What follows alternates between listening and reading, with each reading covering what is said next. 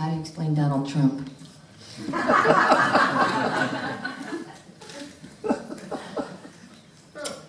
Well, without getting into the politics of it, because it is a time unlike any that I remember. Of course, I can read about the late 60s and early 70s. I was very small, but or the 30s in Germany, or these other kind of tumultuous times in history, and certainly there's hundreds of examples going back. I tend to look at those things through the prism of people rise to the fore to express an unconscious desire. So when people say, for example, well, Donald Trump is the face of the angry white man who is frustrated by the process, I think, okay, so what?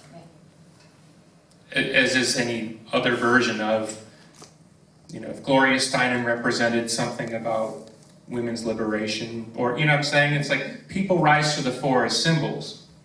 And having at times, and in particular one particular time, been a symbol myself, you start to understand that there's an unconscious process at work with the public that is far larger than the personality. So the question isn't so much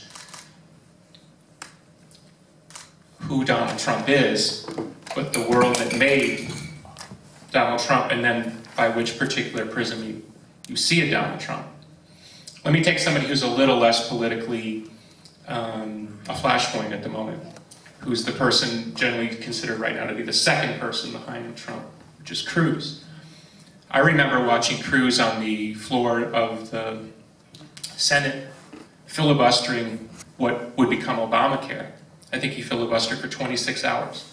If you looked at the microcosm of press that went around the event, he was reviled, he's an idiot. How could he do such a stupid thing? This is going to haunt the Republicans. And here the guy, only a few years later, is in contention to be the president. So something he represented maybe is more important to people than what he actually did.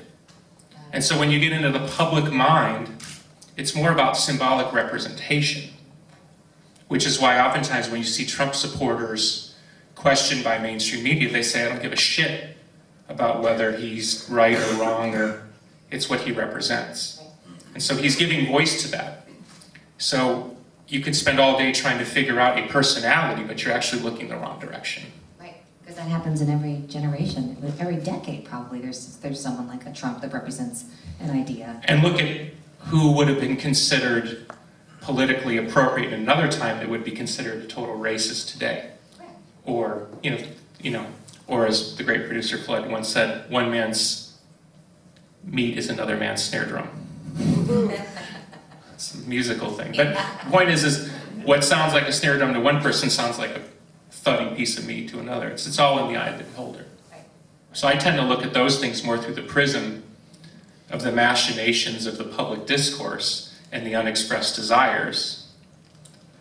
Because no person, no human that I know, unless they're in the practice of, unless they're a guru or a spiritual master who's dedicated themselves to spiritual practice, no one I know can actually embody the projection.